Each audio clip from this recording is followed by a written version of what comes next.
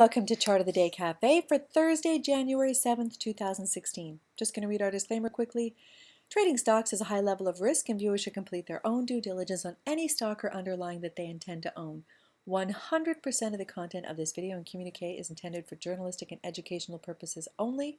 This video and all indicators, strategies, and articles herein should not be construed as investment advice. Thank you for your patience with that. So as always, we start our videos off with a 2-year weekly chart of the Russell Index. We use the Russell as our simple proxy for overall market health, strength, and direction. And because we never want to put a new chart forward to our viewers unless we're putting it forward in a rising market environment. So a rising market environment looks like this. This is the 2-year weekly chart. The blue line is the 8-day EMA.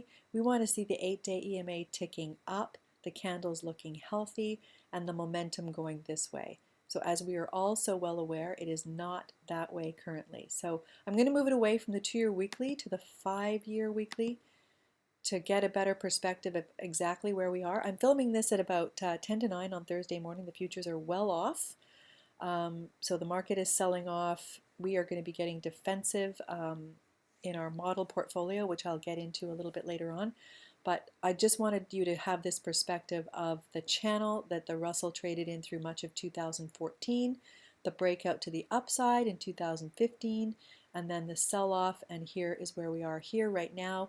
All sorts of global concerns about China, North Korea, but really it seems like China seems to be the focus, so I'm going to switch it up from the IWM, the Russell, to the FXI, which is the large cap Chinese ETF. Represents the large cap companies in China. This is the 5-year weekly chart. Really worth noting the channel that the FXI traded in through 2012, 13, 14, had this breakout to the upside in 2015, a parabolic move up, and then a complete meltdown down. So I think it's important to keep this in mind. The PBOC is doing everything they can to stabilize their markets. Whether it works or not, who knows? Worth noting, and as we talked about in our video on Tuesday, tomorrow, January 8th, the ban will be lifted on a lot of Chinese stocks being able to be sold. There was a ban initiated when the market sold off here that precluded people from selling. That ban will be lifted tomorrow. Will be interesting to see if it exacerbates this and we go even lower. So very, very defensive posture overall for me at Chart of the Day Cafe.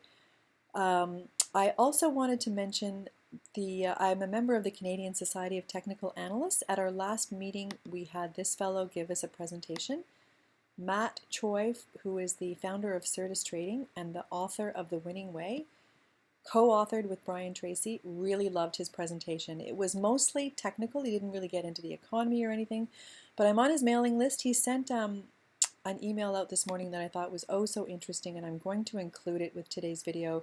Essentially, he included this chart of flows by client type, but it shows a lot of institutional selling through much of 2015. I'm going to include that correspondence in my video today.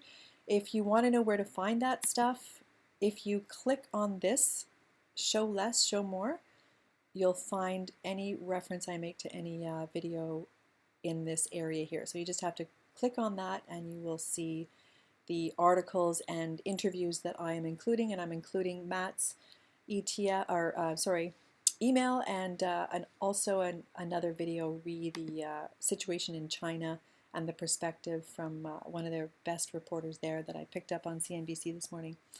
On the first Thursday of every month, I'm going to update you on our Chart of the Day Cafe model portfolio, paper money just for the fun of it portfolio. In my video just before Christmas on December 17th, I said if the market starts to sell off, the Russell starts to sell off, then we will close all of our long positions and we will take a position in the RWM, which is the inverse ETF to the IWM. So on December 18th, we were closing positions through prior to the run-up there. We were completely flat. Our model portfolio is just about break even right now. It was started on September 8th.